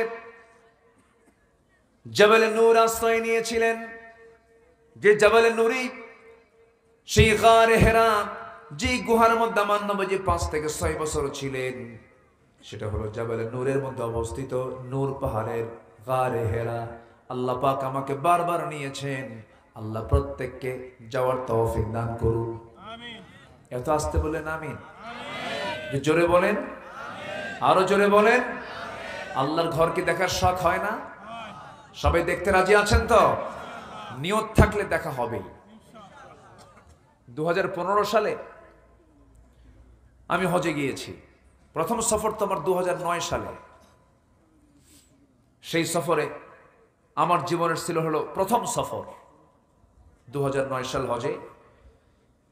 আর আল্লামা সাঈদ রাহিমাহুল্লাহর ছিল শেষ হজের সফর। আল্লাহ পাক একসঙ্গে আরাফাতে থাকার সুযোগ করে দিয়েছেন। তো ওই সময় আল্লামা সাঈদ রাহিমাহুল্লাহকে বলা হয়েছিল যে হুজুর, দেশের অবস্থা খুব খারাপ, আপনি এই দেশেই থেকে যান, এই দেশ আপনাকে নাগরিকত্ব দিয়ে দেবে, আপনার যাওয়ার দরকার নাই, দেশে মামলা হচ্ছে। উনি মুচকি হাসি মেরে বললেন, আমি দেশে থাকবো আর আমার দেশ, আমার আত্মীয়, আমার জনগণ, আমার দ্বীনি ভাইরা মানবতার জীবন যাপন করবে, এমন চরিত্র আমার না। তো রাসূল তো আমাকে এই চরিত্র শিখায় নাই। দেশের মাটিতে যাব, প্রয়োজনে ফাঁসির মঞ্চে ঝুলে মরব, বাতিল শক্তির কাছে মাথা নত করব না। ফিরে এসেছেন। এদেশের কোন রাজাকার যাদেরকে গালি দেওয়া হয়েছে কেউ পাকিস্তান যায় নাই। ভারতীয় রাজাকাররাই সব দিল্লি গিয়ে বসে আছে, ঠিক কিনা? সব দিল্লি গিয়ে বসে আছে। কয়েকটা পারা নেই যেতে, এর মধ্যে একটা এখনো দেশে আছে, দরবেশ। চেনেন না আপনারা? চেনেন না? হ্যাঁ, মাথার চুলটা কালো বানালো, দাড়িটা কাটলো বাঁচার জন্যে, পাজামা খুলে লুঙ্গি পরলো, পাঞ্জাবি খুইলা গেঞ্জি পড়লো, নৌকায় চললো, বন্ধু একখান নিয়ে রওনা দিল যে দেখি তো পালানোর চেষ্টা করি, কিন্তু পারল না। লক্ষ লক্ষ কোটি টাকার মালিক, হাজার হাজার কোটি টাকার মালিক। চিন্তা করুন, অর্থই যদি সকল সম্মানের কারণ হয়ে থাকে, কিভাবে আল্লাহ তাআলা এত সম্পদ হওয়ার পর তাকে উলঙ্গ করে ছাড়লেন? ঠিক কিনা?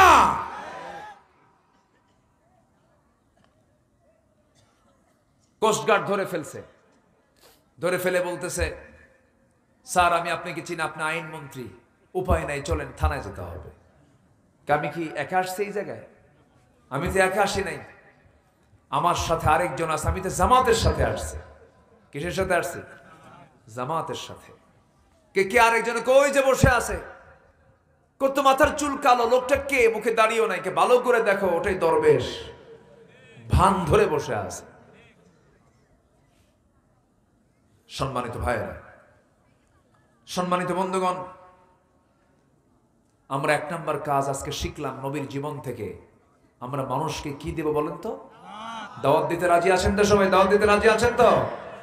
এক নাম্বার দাওয়াত দেব আমরা কোথায়? বাড়িতে। নিজের বাড়িকে আমরা সামলাবো। আমার নবীজি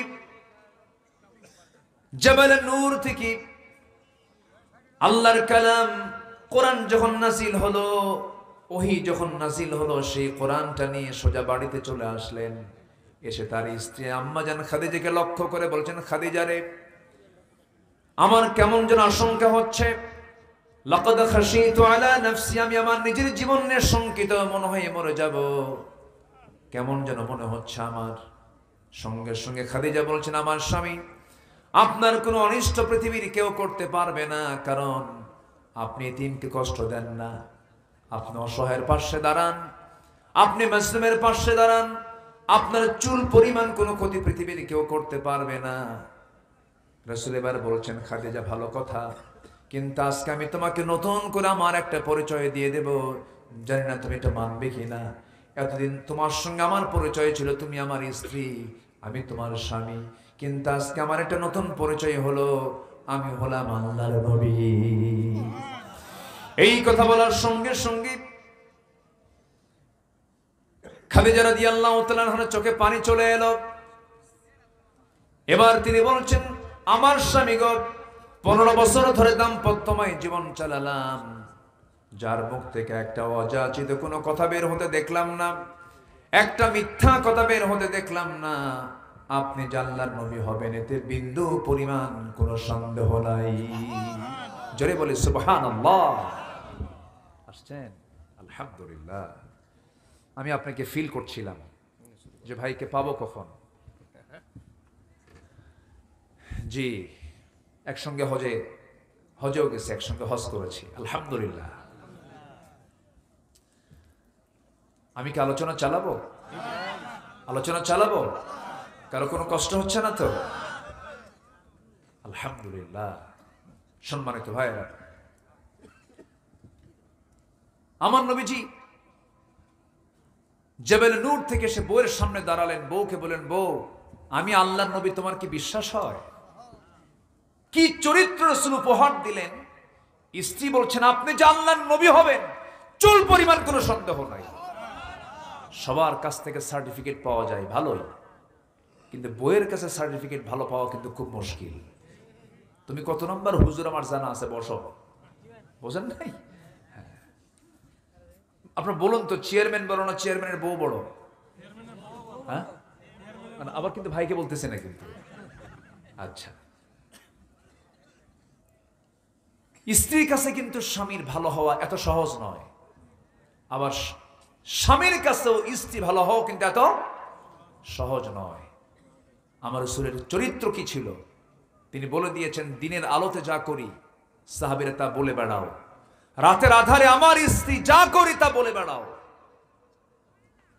কি বিশ্বমানের চরিত্র আমার জন্য আদর্শ করে দিয়েছেন একজন ব্যক্তিকে, তিনি হচ্ছেন মুহাম্মদুর রাসূলুল্লাহ।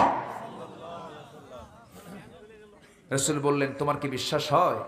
আমাকে পড়িয়ে দেন লা ইলাহা ইল্লাল্লাহ। আমার নবীজি এবার দাওয়াতের জন্য গেলেন। 3 বছরের ছোট, আমার নবীজি 3 বছরের বড়। হিজরতের রাতের সাথী, সারা জীবনের সাথী সাইয়েদনা আবু বকরকে বলছেন, আবু বকর, আমি আল্লাহর নবী, আমার কাছে ওহী নাযিল হয়, তোমার কি বিশ্বাস হয় নাকি? সঙ্গে সঙ্গে বন্ধু কেঁদে ফেলে দিয়ে বলছেন, আমার স্বামী, আমার বন্ধু আবু বকর, আমার বন্ধু মুহাম্মদ, আপনি যে আল্লাহর নবী হবেন কোনো সন্দেহ নাই, আপনি আমাকে এখনই পড়িয়ে দেন, আশহাদু আল্লা ইলাহা ইল্লাল্লাহু ওয়াহদাহু লা শারীকা লাহু ওয়া আশহাদু আন্না মুহাম্মাদান আবদুহু ওয়া রাসূলুহু। হেদায়েতের মালিককে বলেন। নবীজি খুব প্রশান্তি পেলেন। ঘরের মানুষ কালেমা পড়ে নিয়েছে, বন্ধুটাও কালেমা পড়ে নিয়েছে। এবার চলে গেছেন ছোট্ট একজন শিশুর কাছে, সাইয়েদনা আলীর কাছে গিয়ে বলছেন, আলী, দাওয়াতি কাজ নিয়ে এসেছে, আমি আল্লাহর নবী, তোমার কি বিশ্বাস হয় নাকি? জ্ঞানের দরজা, অত্যন্ত জ্ঞানী মানুষ সাইয়েদনা আলী ছোট্ট অবস্থায় তিনি বলে ফেললেন, আপনি যে আল্লাহর নবী হবেন সেই নবুয়তি চরিত্র আমি আপনার মধ্যে দেখতে পেয়েছি। যে লোকটা জীবনে মিথ্যা কথা বলে না, আমার বন্ধুগণ, আজকের সমাজে যে লোকটার মুখে মিথ্যা কথা কম থাকবে, আমি আল্লাহর কসম করে বলি, সেই লোকটাই সবচেয়ে বড় পীর সাহেব, বুজুর্গ সাহেব, ঠিক কি না? সেই লোকের কথা বন্দুকের গুলি মিস হতে পারে, আল্লাহর দরবারে সেই লোকের দোয়া কবুল হয়ে যাবে। আল্লাহু আকবার বলো। শুধু মুখ থেকে কি বলা বাদ দিতে হবে? মিথ্যা। সম্মানিত ভাইয়েরা, আমার তো মনে হয় জাতিগতভাবে সবচাইতে বেশি মিথ্যা কথা বলে কোন দেশের মানুষ? ও আপনি বললেন, হাই রে, মিথ্যা কথা বলে, উঠতে বসতে খেতে চলতে মিথ্যাই হচ্ছে সবচাইতে বড় একটা পুঁজির নাম। এটা আমরা মিথ্যার দিকে যাব না। জোরে বলি ইনশাআল্লাহ, জোরে বলি ইনশাআল্লাহ। পৃথিবীতে একজন মানুষের শুধু রেকর্ড আছে, শুধু একজন, অনলি 1%, দ্য প্রফেট মুহাম্মদ সাল্লাল্লাহু আলাইহি ওয়াসাল্লাম জীবনে কৌতুক করেও একটা মিথ্যা বলেননি তার মুখ থেকে। অথচ দেশ চালিয়েছেন, সমাজ চালিয়েছেন, রাষ্ট্র চালিয়েছেন, মসজিদ চালিয়েছেন, বিচারালয় চালিয়েছেন, কোর্ট চালিয়েছেন, যুদ্ধের ময়দান চালিয়েছেন। একটা মিথ্যার আশ্রয় নেওয়া লাগে না। আসুন না সেই বিশ্বমানের চরিত্রকে আমাদের চরিত্র বানায় নেই। আল্লাহ কবুল করুন, জোরে বলি আমিন। কি মানুষ বানালেন আবু বকর, আল্লাহু আকবার। রাষ্ট্রপ্রধান তিনি। কি রাষ্ট্রপ্রধান? রাতের বেলা জনগণকে দেখার জন্য তিনি বের হতেন প্রত্যেক রাত্রে খালি পায়ে। কি পায়ে? খালি পায়ে। সাইয়েদনা ওমর ফারুক বলে ফেললেন, আমিরুল মুমিনিন, আপনি খালি পায়ে এই পাথরওয়ালা রাস্তায় আপনি খালি পায়ে গভীর রাতে একা একা হাঁটেন কেন? পাথরের আঘাতে আপনার চামড়া ফেটে তো রক্ত বের হয়ে যাবে। তিনি বলে ফেললেন, ভাই ওমর, আমি যদি খরম জুতা দিয়া যদি এই পাথর রাস্তায় যদি হাঁটা শুরু করি, জুতার সঙ্গে ওই পাথরের একটা আঘাত লাগবে, আওয়াজ হবে। সে আওয়াজে আমার জনগণের যদি ঘুম নষ্ট হয়ে যায়, কিয়ামতের দিন আমাকে আসামির কাঠগড়ায় দাঁড়িয়ে তার জবাব দিতে হবে। সেই জাহেলি যুগ থেকে কি মানুষ বের করলেন রাসূল? কিসের দাওয়াত দিয়া? কিসের দাওয়াত দিয়া? একা একা চলতেছেন, কোনো প্রোটেকশন লাগে না, কোনো প্রোটোকল লাগে না। একাকি চলছেন রাতের বেলা খালি পায়ে জনগণকে দেখার জন্য। তার এক প্রতিবেশী ছিল, বুড়ি মানুষ, চোখে দেখতো না, স্বামী নাই, ছেলে নাই, মেয়ে নাই, কেউ নাই, দেখবে কে? প্রত্যেক রাতে সাইয়েদনা আবু বকর তার ঘরের মধ্যে ঢুকে তার সব সেবাগুলো করে চলে আসতেন। ওমর ফারুক একদিন এক রাতে তার খেদমত করার জন্য গেছেন। বুড়িমা, দরজা খোলা যাবে কি? কেন? আমি আপনার খেদমত করতে এসেছি, আমি ওমর। না, কিছুক্ষণ আগে একজন আমার খেদমত করে গেছে। ওমর ফারুক আশ্চর্য হয়ে গেলেন, এই বুড়িমার ঘরে কোন যুবকটা ঢুকলো?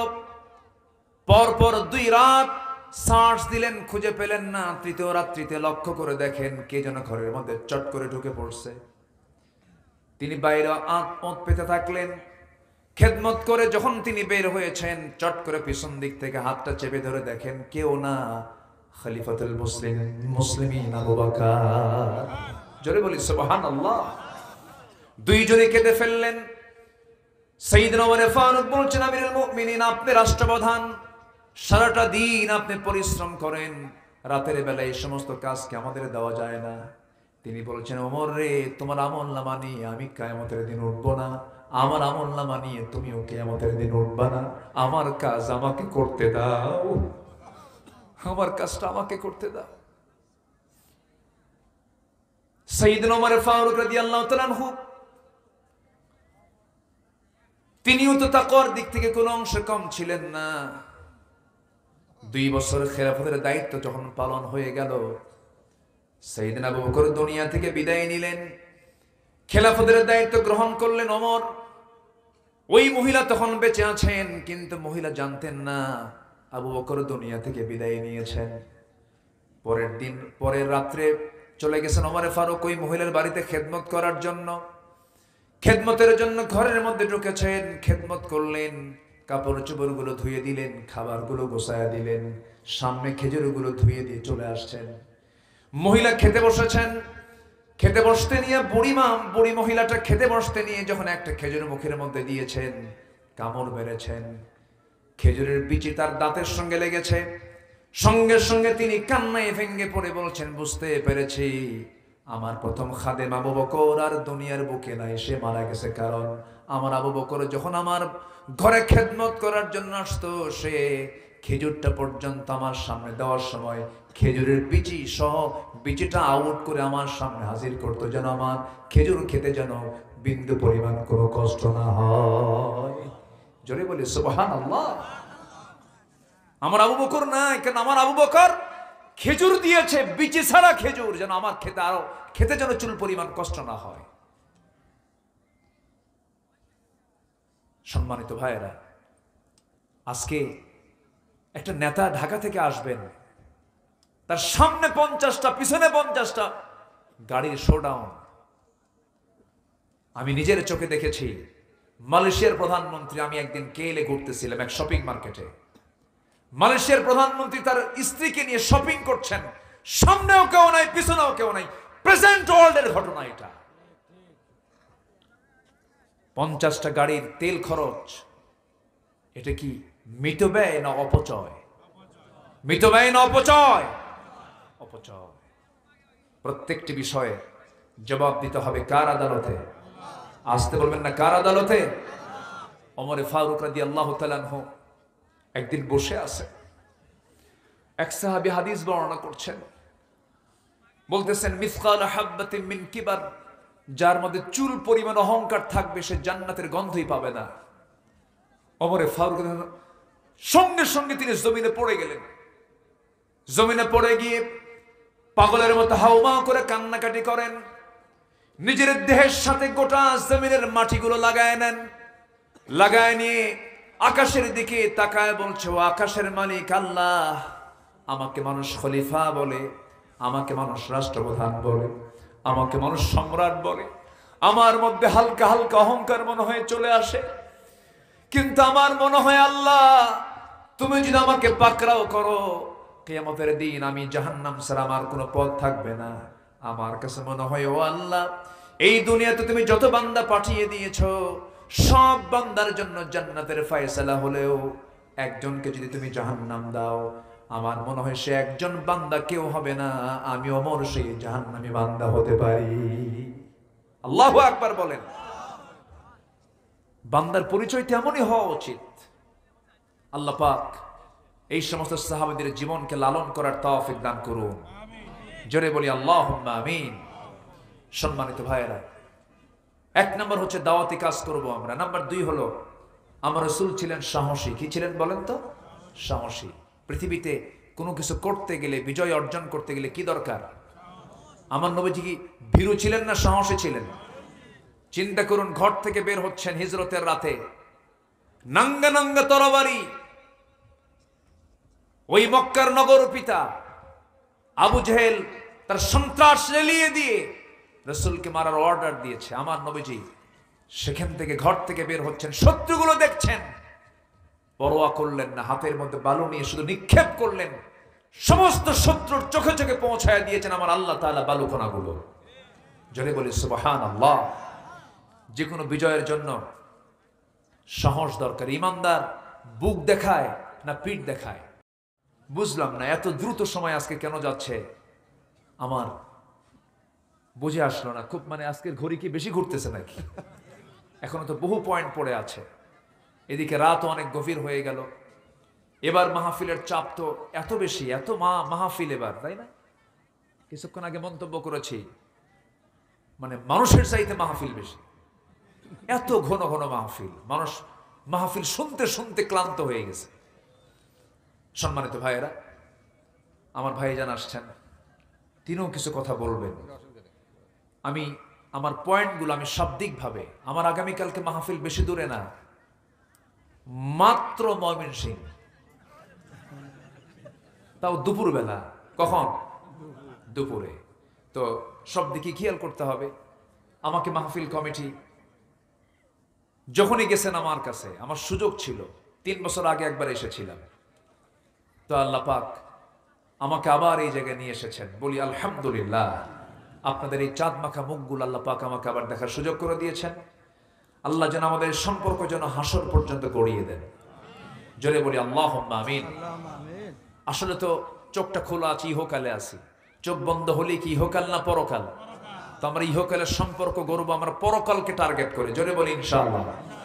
পরকালও যেন আমরা একসঙ্গে থাকতে পারি। বউ নামাজ পড়ে না, বউকে বলবেন, বউ আমার, একই ছাদের নিচে থাকি, তোমার যৌবন আমার যৌবন একাকার করে দিয়েছি, তুমি কি চাও না জান্নাতের মধ্যে আমরা একসঙ্গে জান্নাতে থাকি? হ্যাঁ, নামাজটা পড়ো।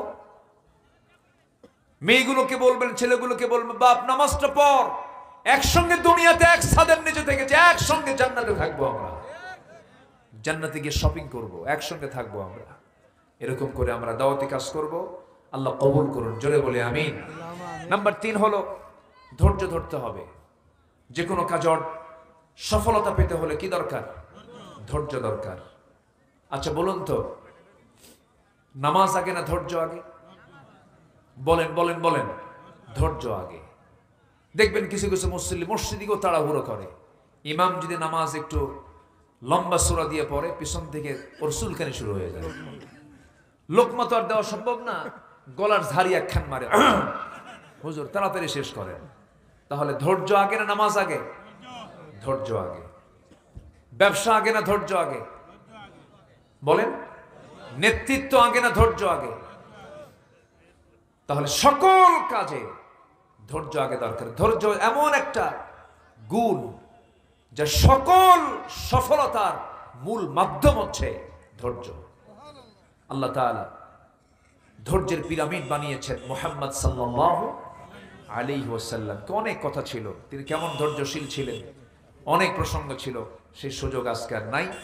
নাম্বার 4 হলো পরিবারের প্রতি দায়িত্বশীলতা। সন্তানগুলোকে ভালো মানুষ করার জন্য বাপ মার চেষ্টা থাকার দরকার আছে না নাই? আছে। এই লক্ষ্যে আমি 16 বছর সুযোগ পাইনি, অনেক প্ল্যান করেছি। তো প্রতিষ্ঠান গড়ার জন্য আমি প্রথম চিন্তা করলাম ঢাকাতেই একটা প্রতিষ্ঠান গড়ে তুলব। কিন্তু না, আমার বারবার মনটা টানলো যে না, আমার নঙ্গর যেখানে, আমার নারী যেখানে পোতা আছে, আমি সেখানেই একটা প্রতিষ্ঠানকে আমি হাত দিয়েছি। এখান থেকে ওয়াকিং ডিস্টেন্স, খুব কাছাকাছি। দারুল আমিন আইডিয়াল মাদ্রাসা, নাম শুনছেন তো সবাই? এখানে একটা প্রতিষ্ঠান করেছি। আবার এতিমখানাও একটা আছে আমার মির্জাপুরে, সেখানে এতিমদের তত্ত্বাবধান করছি আমি কিছু। তো এখানে একটা মাদ্রাসা আমি গড়েছি। আপনার সন্তান ক্লাস 5ও শেষ হয়ে যাবে, বাংলা ইংরেজি অঙ্ক সব শিখবে, অটোমেটিক্যালি তার 30 পারা কোরআন তার মুখস্থ হয়ে যাবে। তো আপনার সন্তানটা সব পড়া হলো, এরপর আর মাঝে যদি 30টা পারা কোরআন শেষ হয়ে যায়, এটা একটা বিশাল পাওয়া। কিন্তু এটাকে অর্জন করতে গেলে এটা ভিন্ন সিলেবাস, ভিন্ন একটা প্ল্যান পরিকল্পনা নিয়ে আমি সিলেবাস সাজিয়েছি। এটা একটু পরিশ্রম করতে হবে, পড়ার ধরনটা একটু আলাদা হবে। এই আঙ্গিকে আমি এটা শুরু করেছি। সবাইকে আমার জন্য দোয়া করবেন না ইনশাআল্লাহ? আল্লাহ যেন প্রতিষ্ঠানকে কবুল করেন। আমি কেন করেছি জানেন? আপনার ছেলে ইঞ্জিনিয়ার হোক, সমস্যা নেই, কিন্তু হাফিজ ইঞ্জিনিয়ার হোক। আপনার সন্তান ডাক্তার হোক, হাফেজ ডাক্তার হোক। আপনার সন্তান জজ হোক, কিন্তু হাফেজ জজ হোক। কি বলেন বলেন বলেন? দেখলাম তো, আমরা দেখলাম তো আজকে তালাকের যে হার, এখানে ভাই আছে বসা, তালাকের হারটা মূর্খদের মধ্যে বেশি না শিক্ষিতের মধ্যে বেশি? তাহলে সামাজিক পারিবারিক অস্থিরতা আজকে শিক্ষিত সমাজেই বেশি। নাম্বার 2, এই দেশের সার্বিক উন্নয়নে কৃষক, শ্রমিক, প্রবাসী এরা মূর্খ, দেশকে পিছিয়ে দিয়েছে না এগিয়ে দিয়েছে? এগিয়ে দিয়েছে। তথাকথিত কিছু শিক্ষিত বিসিএস, মাস্টার্স, কত উচ্চ ডিগ্রিধারী এই সমস্ত লোকগুলো কলমের খোঁজা দিয়ে লক্ষ লক্ষ কোটি টাকা দেশ থেকে পাচার করে নিয়ে চলে গেছে। তাহলে প্রচলিত শিক্ষা ব্যবস্থা যে ব্যর্থ, প্রচলিত শিক্ষা পদ্ধতি যে ব্যর্থ, তা আমরা প্র্যাকটিক্যালি বুঝতে পারছি। এজন্য জাতির বিপ্লবের জন্য শিক্ষার একটা বিপ্লব দরকার। জাতির পরিবর্তনের জন্য একটা আদর্শ শিক্ষার দারুণ প্রয়োজন। আমি আমার ক্ষুদ্র একটা প্রচেষ্টায় হাত দিয়েছি। আমি সবার আন্তরিক দোয়া কামনা করি, আল্লাহ তাআলা যেন আমার এই ক্ষুদ্র প্রচেষ্টাকে কবুল করেন। সাথে এই মাহফিলের সঙ্গে যারা সম্পৃক্ত ছিলেন এবং আছেন, আল্লাহ তুমি তাদের সকল খেদমতকে তুমি আল্লাহ কবুল করো। বিশেষ করে আলম সাহেব, 3 বছর আগে আমার জাহিদ ভাইয়ের আব্বা ইন্তেকাল করেছেন। এই মাহফিল অনুষ্ঠিত বাস্তবায়নের পরিকল্পনা নেওয়ার 7-8 দিনের মাথায় আরেকজন সহসভাপতি কিছুদিন আগে দুনিয়া থেকে বিদায় নিয়েছেন। যারা কবরস্থ হয়েছেন তাদের জন্য দোয়া কামনা করে আমি আমার কথা আর না বাড়িয়ে ধীরে ধীরে আমরা দোয়ার দিকে চলে যাব। দোয়ার আগ দিয়ে আজকের মাহফিলের সম্মানিত মেহমান, আমার অত্যন্ত কাছের, আমার দিলের মানুষ, আমার সঙ্গে তার একটু পড়ে খুব বনিবনাট হয়, তো খোকা ভাই তিনি এসেছেন। হ্যাঁ, তিনি এসেছেন, তিনি কিছু কথা বলবেন। তার আগ দিয়ে একটু বলতে চাচ্ছি, হ্যাঁ গজল, এই সময় আবার গজল শুনবেন? আচ্ছা দেখি, সম্মানিত ভাইয়েরা, মসজিদ কমিটি একটু আমার কাছে আবদার করেছেন, হয়তো শেষ মেহমানের কাছে আপনারা কিছু দিতে চান, এরকম যদি কেউ থাকেন একটু জিকিরের তালে তালে 4-5 মিনিটের ভিতরে যে যা পারে আমরা সবাই দেওয়ার চেষ্টা করব। জিকির করি সুবহানাল্লাহ আলহামদুলিল্লাহ। ও আমিন। অনেক রাত হয়েছে। সহসভাপতি বাদশাহ দিয়েছেন 5000 টাকা, আল্লাহ কবুল করো, নেক নিয়ত মঞ্জুর করো, আব্বা আম্মাকে মাফ করো। জোরে বলি আল্লাহুম্মা আমিন। যে যা দিচ্ছেন আল্লাহ তুমি সবার দানকে সাইয়েদনা আবু বকর, ওমর, ওসমান, আলী রাদিয়াল্লাহু আনহুম এই সমস্ত সাহাবীদের দানের সঙ্গে তুমি আল্লাহ কবুল করে নাও। যে আমরা এখন সোজা দোয়ার দিকে যাব, আমরা চাইবো কার কাছে? আল্লাহর কাছে চাবো। আল্লাহ যেন আমাদের সকলের চাওয়াকে পাওয়া করে দেন। আল্লাহুম্মা আমিন। রব্বানা যালামনা أنفسنا وإن لم تغفر لنا وترحمنا لنكونن من الخاسرين। গভীরাত নিঝুমরাত ঝিমানো রাত্রিতে চাঁদের মতো হাজারো মুসলমান নরনারী নিয়ে তোমার কালামের 2-3টা আয়াতকে সামনে রেখে, উসওয়ায়ে হাসানা সামনে রেখে নবীজির জীবন থেকে আদর্শের কিছু দিক আলোচনা করার চেষ্টা করেছি। গুনার বোঝা মাথায় নিয়ে কাঙ্গাল ফিকারের মতো 2টা হাত পেতেছি। আল্লাহ গুনার দিকে নজর দিও না, বান্দা মনে করে তামাম জিন্দেগীর গুনাহগুলোকে মাফ করে দাও। জনম দুঃখিনী মা, জনম দুঃখী বাপজান যারা চলে গেলেন, জিন্দেগীর গুনাহগুলো মাফ করে দাও, কবরগুলোকে জান্নাতের টুকরা বানায়া দাও।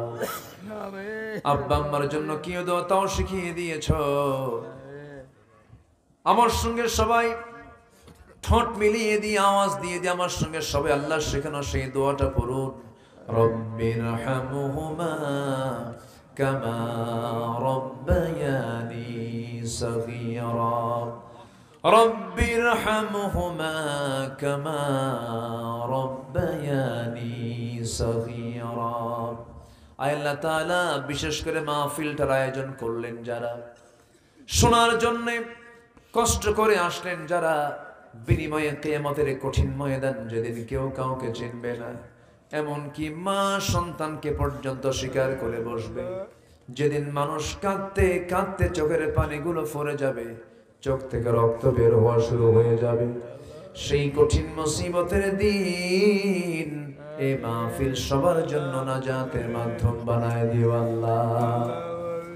আল্লাহ তাআলা, বাবা গেল, মা গেল, দাদা গেল, দাদি গেল, নানা গেল, নানি গেল রে, কত বন্ধু বান্ধবের জানাজায় হাজির হলাম। একদিন আমিও দুনিয়া থেকে বিদায় হয়ে যাব রে, ডান হাতে আমলনামা না আসা পর্যন্ত আমাদের কাউরে মরণ দিবা না। আল্লাহ তাআলা ফিলিস্তিনকে বাঁচাও, বাইতুল আকসা মুসলমানদের হাতে তুলে দাও, কাশ্মীরকে তুমি আল্লাহ হেফাজত করো, সিরিয়াকে যেমন তুমি জুলুম মুক্ত করেছো, ফিলিস্তিনকে তুমি আল্লাহ ইহুদি মুক্ত করে দাও। দুনিয়া থেকে কোন দিন বিদায় নেব জানি না, ডান হাতের আমলনামা না আসা পর্যন্ত মরণ দিও না। যেদিন মরে যাব রে, টান মেরে কবরস্থানের দিকে রেখে আসবে, কবরে শোয়া দিবি, বাঁশ চাপা দেবে, মাটি চাপা দেবে, ওই যে বিদায় দিয়ে আসবে, আর কেউ কোনোদিন খোঁজ নিতে যাবে না রে। 24 ঘন্টা লাগবে না, মাথার চুলগুলো খসে খসে পড়বে। 3 দিন লাগবে না, যতনে গড়া এই চামড়া, কত তেল সাবান লাগালাম, 3 দিন লাগবে না, চামড়াগুলো সব খুলে খুলে পোকার পেটের খাবার হয়ে যাবে।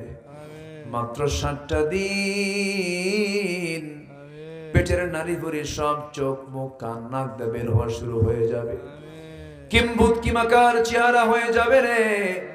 মরার দিন থেকে শুরু করে নিয়ে 3 মাস পর্যন্ত কবর যদি খনন করে দেখা হয়, কয়েকটা হাড় ছাড়া আর কিচ্ছু খুঁজে পাওয়া যাবে না রে।